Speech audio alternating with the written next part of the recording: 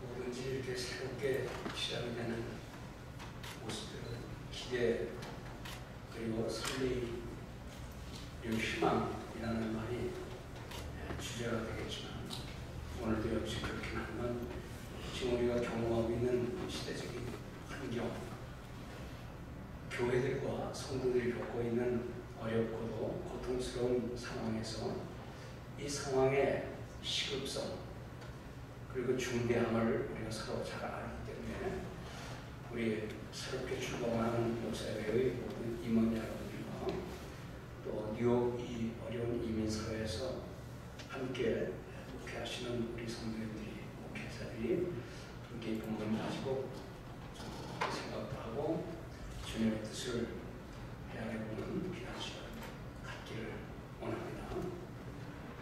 오늘 본문 로마서 8장 22절의 말씀은 피조물이 다 이제까지 함께 탄식하며 함께 고통을 겪고 있다는 상황을 바울이 우리에게 호소하고 있습니다. 피조물이 다라는 표현을 영어 성경에서는 the whole creation, 온 세상을 의미합니다. 그 온 세상의 피조물이 탄식하고 있다. 여기 탄식한다는 말은 the whole creation has been groaning, 고통, 신음, 탄식이라는 말로 하죠. 이 탄식이 어떻게 표현될 수 있는가 하는 그 말을 조금 비유적으로 말씀하기 위해서 NIV 성경에서는 뭐라고 말하는 거니? The pain of childbirth right. 자녀를 생산하는 권리를 가진, 즉 여자분이겠죠? 자녀를 생산하는 권리를 가진 분들의 고통이라고 설명합니다.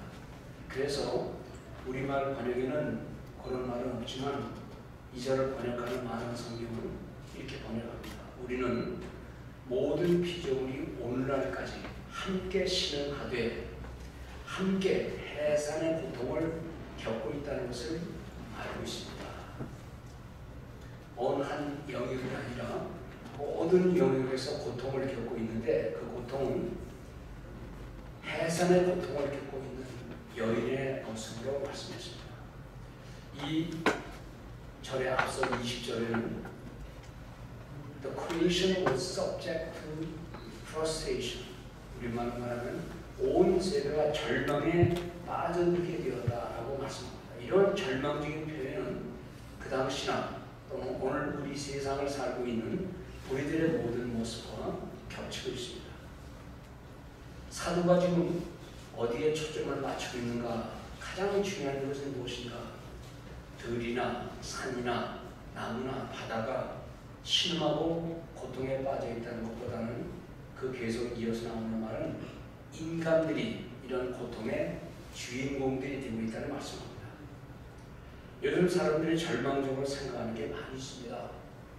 사업이 안 되는 것도 질병에 걸리는 것도 물론 그런 거지만 만물의 영장이라는 인간이 별것도 아닌 벌레에 물려 죽기도 하더니 이제는 생명체도 아닌 어딘가에 기생해야만 겨우 살아가는 바이러스로 인해서 어이없이 죽어가는 이 기막힌 현실.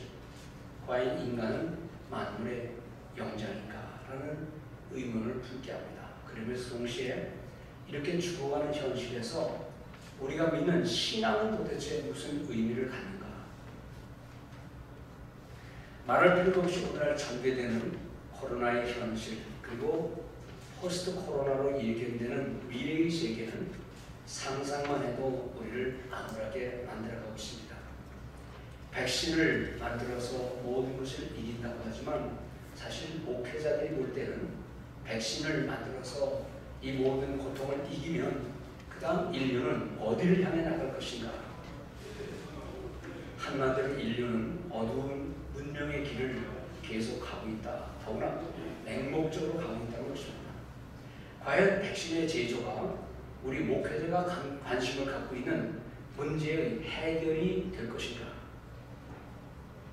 얼마 전에 나오는 소식은 한국인들의 평균 기대 수명이 83세라고 합니다. 아마 여기 계신 분 중에서 83세를 근접한 분들도 계실 줄 압니다만 83세에 이르는데 문제는 83세에 이르기까지 지금 암에 걸릴 확률이 37%입니다. 이제 조만간 83세에 이르기 전에 우리는 50% 정도의 암을 경험하게 될 것이라는 이 고통스러운 현실을 우리는 잘 압니다. 이 고통스러운 현실이 어떻게 나왔느냐? 얼뜻 보면 인간이 만든 음식, 식습관, 그리고 스스로 만들어내는 각종 스트레스가 문제의 근원이라고 말합니다. 그러나 이것은 기독교적인 해석은 좀 거리가 멀죠.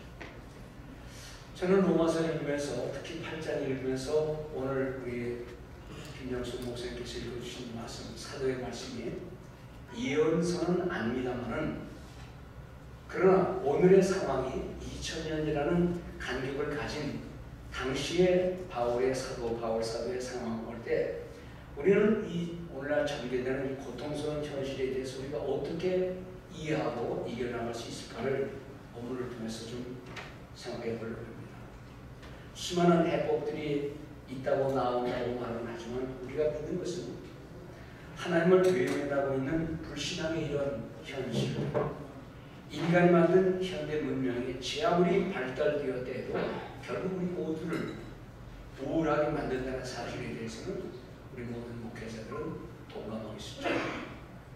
창세기에서 온 우주 만물을 만드신 하나님께서 하나님 보시기에 좋았더라 라고 말씀하신 그 모든 하나님의 평가가 오늘날 이 사회에서 우리가 목회하는 이 이민 사회뿐만 아니라 온 세계 곳곳에서 그런 하나님의 평가는 온데가 없이 사라지고 인간의 욕망과 교만이 자리하는 이 세상 곳곳에서 일어나는 모습들을 우리 모든 그리스도인들이 특히 부름받은 목회자들이 고통스럽게 바라보고 있다는 것은 얼마나 서글픈 일인지 알 수 없습니다. 모든 것들에 대한 해결의 길, 늘 그리스도인들이 그렇게 해야 되듯이 그리고 성경의 교훈이 그렇게 말씀하시듯이 창세기 3장 17절 그 말씀은 한 개인 아담에게 내리는 경고의 엄중한 말씀이 아닙니다. 오늘날 아담의 후예로서 온 인류에게 적용되는 말씀임을 우리는 잘 알고 있습니다. 사실 그 모든 면에서 우리는 아담의 본성을 갖고 태어난 온 인류의 타락과 죄의 결과를 하나님 말씀 안에서 이해할 수 있을 것입니다. 내가 네게 먹지 말라 한 나무의 실과를 먹었은즉 이라는 말씀입니다. 이 말씀을 들어서 우리는 하나님 말씀을 저리고 살아가는 우리 모든 현 사회의 현실, 사람의 말에게로 변하는 우리 조상들의 모습과 지금 우리의 모습을 비교해 볼 수가 있을 것입니다. 그나마 그 이후에 나타난 오늘 바울이 말하는 대로 자녀를 생산하는 여인의 고통처럼 수고의 땀을 흘리고 땅의 열매를 먹을 때에 그나마라도 감사한 마음으로 먹는다면 모르지만 인류는 하나님의 은혜를 저버리고 자신들만의 생각과 계획으로 쾌락과 자기 만족에 집중하는 모습을 우리가 잘 보면서 사실 우리가 목회를 하면서 사람을 바꾸고 세상을 바꾸려고 하는 큰 의욕과 사명을 갖고 있지만 우리 모두는 그 어떤 희망도 바라볼 수 없는 절망이 있다는 사실을 솔직히 인정해야 될 것입니다. 하나님을 향한 마음의 공간이 없고 이웃과 다른 피조물들을 향한 배려는 점차 사라지고 오직 인간의 편리함과 자기 만족을 위해 살아가는 현대 문명사회의 현실은 결국 인간의 삶의 영역과 심지어 자연세계조차 위기로 내몰고 온 세계를 그리고 지구의 미래를 위협하고 있다는 사실을 우리는 심오하게 알고 있습니다. 쫓고 쫓기면서 살아가고 상대를 극히 경계하고 서로 경쟁하고 상대방을 물어뜯는 그 살벌한 생존 경쟁의 현실과 세상의 모습, 주변을 늘 경계해야만 살아갈 수 있는 현실들, 그런 것들은 우리는 지난 과거에서 오로지 짐승들의 세계에서만 그런 줄로 알고 있었고, 목회자가 되기 전 우리가 젊은 어린 시절에는 다 동물들 세계에서만 그런 줄 알았는데, 그런 모습이 오늘 하나님을 떠난 인간 중심의 세계와 우리 인간의 자기만족을 극대화하는 현대사회의 정치, 경제, 교육, 문화의 영역에서조차, 심지어는 우리가 믿는 종교의 세계에서까지 만연되어 있다는 사실을 우리는 종종 지적을 받아오고 있습니다. 그 결과 피조 세계조차 심화하면서 고통을 당하고 있다. 따라서 우리 소명을 받은 목회자들까지도 이러한 심화는 현실에서 벗어나지 못하고 있다는 것은 너무나 가슴 아픈 일입니다. 고통당하고 신음하는 이 세계에서 어서 회복되기를 바라는 마음으로 저는 이 본문 로마서 8장 19절을 보면서 이렇게 말씀합니다. 피조물이 고대하는 말은 하나님의 아들들이 나타나는 것이니. 이 표현이 원문에 비춰볼 때 좀 우리말로는 미흡해서 이것이 새로운 번역들은 이렇게 말합니다. 모든 피조물들은 아주 간절한 마음으로 하나님의 아들들이 나타나기를 기다리고 있습니다. 또는 어떤 번역은 모든 피조물들은 하나님의 아들들이 나타나기를 애타게 기다리고 있습니다. 근데 모든 피조물이 이렇게 기다리는데 우리는 과연 어떤 현실로 우리 목회자들이 또는 교회가 또 뜻깊은 의미를 갖고 살아가는 사람들이 어떤 기대를 하고 있는가?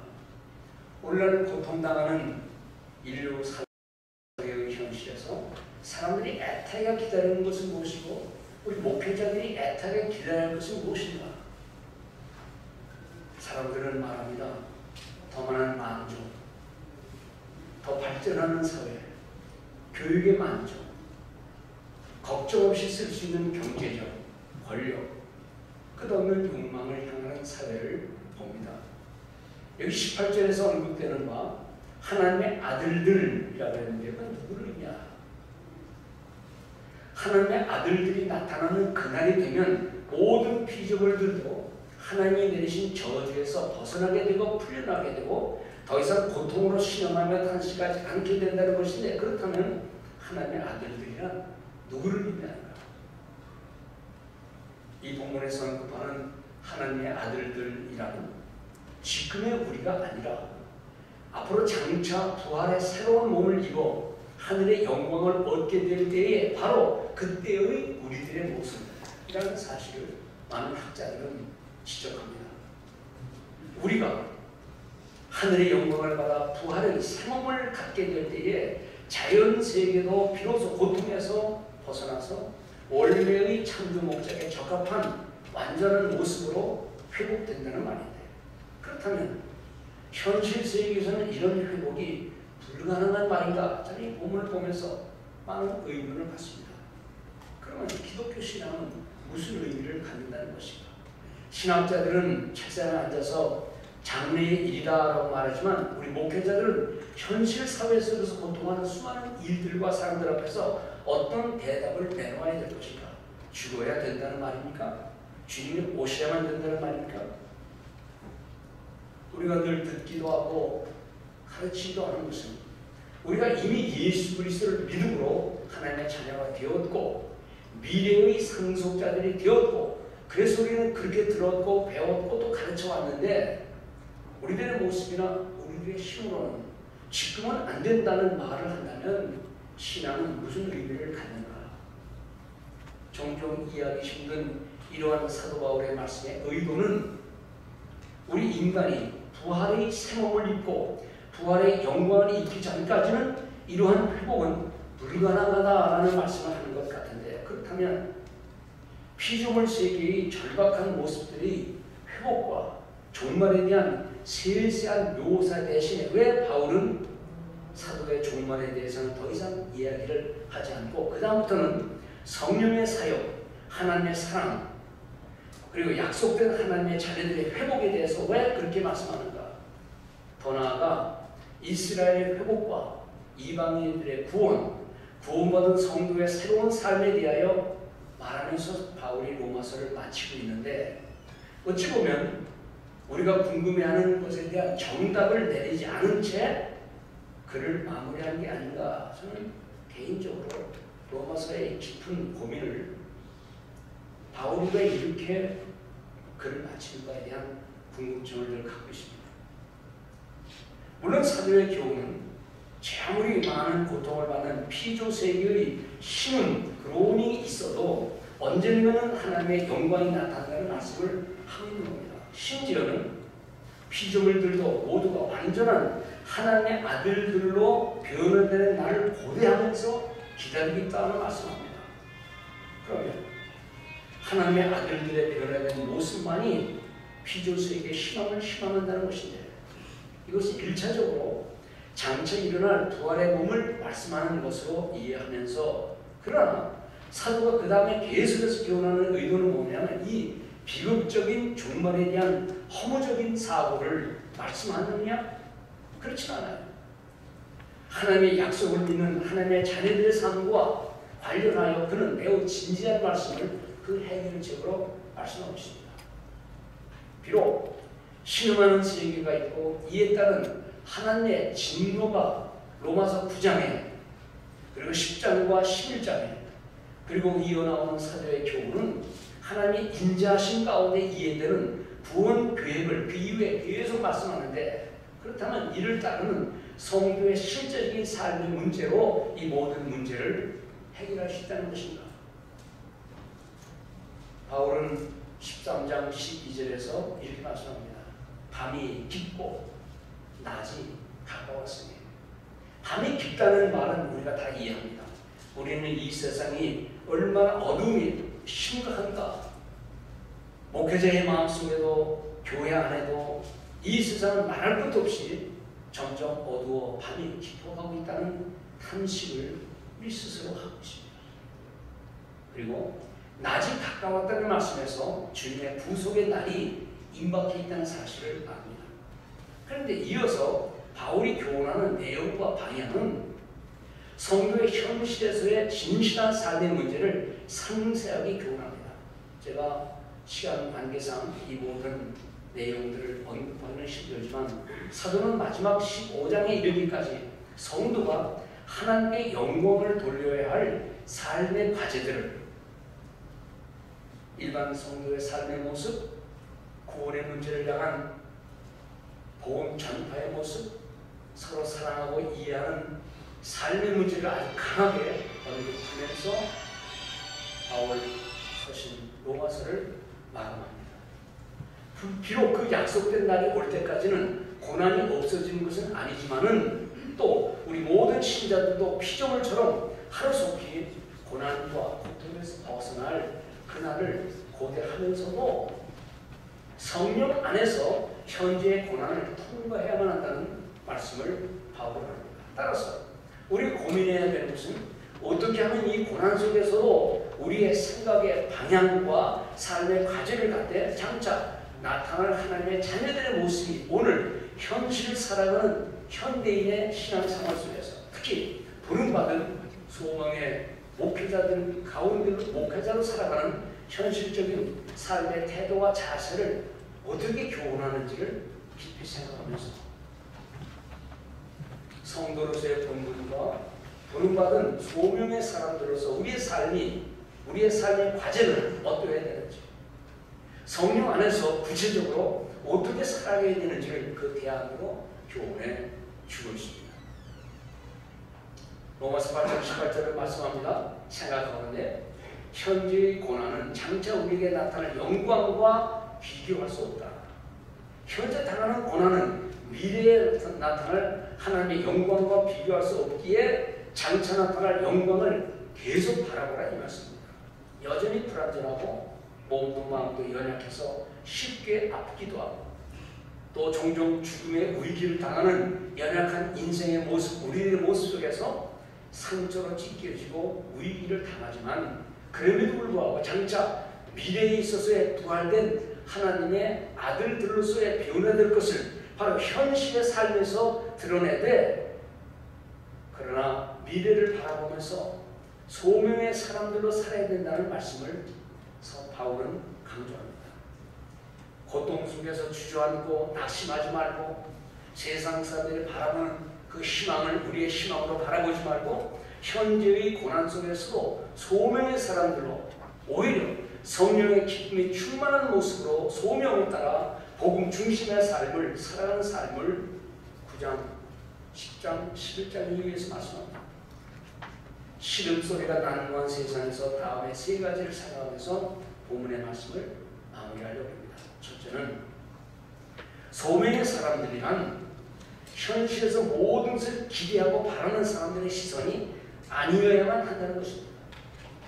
지금 우리 눈앞에 제아물이 아무리 어려움이 다가오고 또 제아물이 그 문제를 해결하는 뭐가 나타난다 할지라도 눈에 보이는 것은 실체가 아니라 지나가는 그림자라는 사실을 우리는 꼭 잊지 말아야 하는 것입니다.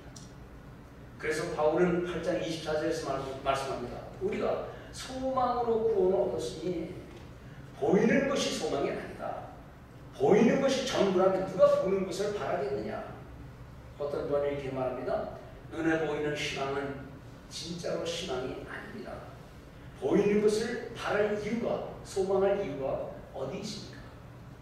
그럼에도 우리 현대인들은 눈에 보이는 것과 현실에서 모든 것을 끝내려고 하는 의욕을 가지고 있는 거짓된, 헛된 의욕을 갖고 있습니다. 비록 지금의 어려운 현실은 진정한 현실이 아니기에 현실의 고통에 얽매여 살아서도 안 된다는 겁니다. 우리가 비록 현재 신음하고 있는, 고통하고 있는 모습에서도 그런 세계 속에 산다 할지라도 우리의 마음은 늘 미래를 향해 있어야만 한다는 겁니다. 즉 미래의 부활의 새로운 모습, 즉 이 세상에 살지만 미래의 부활의 모습을 지금의 모습으로 만들어가면서 현실의 삶에서 실천하며 체험하며 살아가는 인생의 소명의 사람들로 살아야 된다는 것입니다. 왜냐하면 우리는 부활신앙의 주인공들이기 때문입니다. 그것은 미래만을 의미하는 게 아니라 비록 지금 고통하는 현실 속에서 우리는 미래의 부활의 신앙이 동존해야만 된다는 사실을 바울은 강조해서 말씀합니다. 또한 모든 피조물의 신음과 고통 소리를 바울은 해산하는 여인의 고통 소리로 이해하고 있습니다. 우리가 살아가는 세상에서는 그러한 고통이 있다는 사실입니다. 그러나 동시에 22절에서 말씀한 대로 우리가 살아가는 우리의 현실이 마치 여인의 해산의 고통, 울부짖음 같다는 것인데, 그러면 그럼에도 불구하고 신음소리는 얼마나 있다 할지라도 그 결과는 생명을 잉태하여 낳는, 생명을 얻는 또 다른 기쁨이 다가올 수 있다는 것입니다. 우리의 고통스러운 순간들을 통하여 얻는 고마운 교훈들도 많다고 봅니다. 신문에 보니 그런 말이 있더라고요. 자동차가 멈추니, 공장이 멈추니 그 도시에서 하늘의 별들이 보이더라고요. 이것은 사람들이 지금 많은 관심을 갖는 경제적인 관점을 떠나서 우주와 지구의 환경이라는 관점에서 볼 때는 미래가 보인다는 겁니다. 그러나 우리가 상대하고 있는 우리 모든 성도들은 지구와 우주의 환경 관점이 아니라 당장 먹고 사는 경제적인 관점에 울부짖고 있다는 것입니다. 또 신문은 말합니다. 사람들의 활동이 멈춰서니까 자연의 생명이 꿈틀거리면서 인류의 미래가 보인다. 다음 세대가 희망이 보인다. 라고 말합니다. 문명화된 인류의 위기는 또 다른 의미에서는 지구에서 생명체가 살아갈 또 다른 가능성으로 잉태되어 나타나는 겁니다. 여기서 우리가 또 한 가지 생각할 것, 진지한 것 있습니다. 사도는 이 세상의 고통에서 다가오는 신음소리를 듣고는 있지만 그는 또 다른 하나의 신음소리를 자기 속에서 만들어내고 있습니다. 그것은 예수의 제자로서 소명받은 전도자의 마음에서 들려오는 또 다른 신음소리, 그것은 우리 모든 목회자들이 따라야 할 또 다른 신음소리입니다. 그것은 로마서 9장 11절에서 말합니다. 나에게 큰 근심이 있는 것과 마음이 그치지 않는 고통이 있다. NIV 성경에는 이 고통, 신음이라는 것을 똑같이 groaning이라고 표현하고 있습니다. 이어서 하는 말씀이 내 양심이 성령에서 증거하는데 그 신음소리는 무엇인가? 하나님을 알지 못하는 형제와 고륙과 친척, 더 나아가 이스라엘과 이방의 구원을 향한 애끓는 소명받은 전도자의 신음소리라는 말씀입니다. 세상 사람들이 그리고 우리가 목회하는 성도들이 아니 심지어 목회자조차도 이런 다양한 근심 속에서 이 세상에 고통당하는 경제적인 고통 속에 그와는 좀 종류가 다른 애끓는 사도의 신음소리를 우리는 가지고 있습니다. 복음으로 인한 구원의 절박한 심정을 우리에게 보여주는 이 말씀 속에서 비록 오늘날 코로나로 인해서 먹고 사는 문제로 고통을 당하는 것을 바라보는 것도 우리 목회자들에게는 괴로운 것이지만 구원받지 못한 영혼들을 향한 사도의 그 애끓는 신음의 소리, 우리가 이해야만 해야 하는 바로 그 소리, 소명의 사람들로서 사도의 신음소리를 오늘 소명의 사람들로 자처하는 우리 모두가 그러한 신음소리를 만들어내고 따라가야 될 줄 믿습니다. 당시의 고통스러운 현실을 살아가던 구원받은 하나님의 사람들의 상황을 우리는 잘 압니다. 그리고 또 그 신음소리가 오늘 이 시대에도 있다는 사실을 우리는 압니다. 2000년의 간격이 있지만 그 신음소리는 그 당시나 지금이나 세상 사람들의 신음소리는 있습니다. 그러나 사도는 그 고통을 모른 채 하지 않고 인정하면서도 그리고 그의 서신을 이렇게 인간이 할 수 없는 절망의 상태 속에서 바울 사도도 자신이 할 수 없는 그 절망의 상태 속에서 이런 고백을 우리에게 남겨줍니다. 26절입니다. 성령도 우리의 연약함을 도우시나니 우리가 마땅히 기도할 바를 알지 못하나 오직 성령이 말할 수 없는 탄식으로 우리를 위해 친히 간구하시느니라. 바로 이것이 우리가 의지해야 할 진정한 위로요, 또 우리가 우리 모든 성도들에게 부탁해야 할 진정한 위로가 된다는 것입니다. 우리의 연약함을 아시는 주님, 그 주님과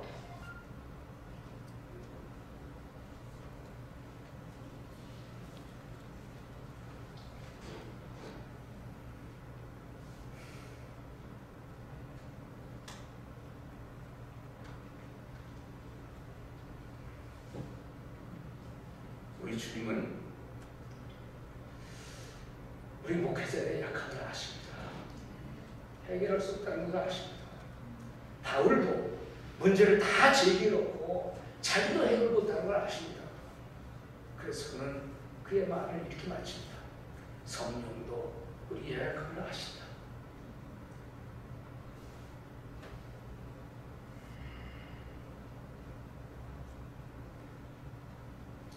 이것이 우리가 진정으로 얻어야 할 이 시대의 소망이고 희망입니다. 그러나 우리의 관심은 어디 있습니까? 우리는 지금 어디를 향해 가고 있습니까? 오늘 교회는 어디를 향해 관심을 갖고 있습니까? 우리의 능력 대신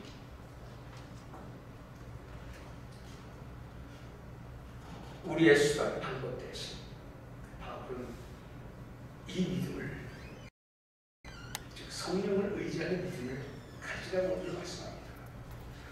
날마다 소명의 사람들을 살아가는 우리 모두가 되기를 바랍니다. 그 어떤 세상의 의로, 백신의 의로, 그 모든 것을 뛰어넘는 성령의 의로를 우리가 받고 성도들이 나눠주는 이 모든 목회자들 되기를 바랍니다.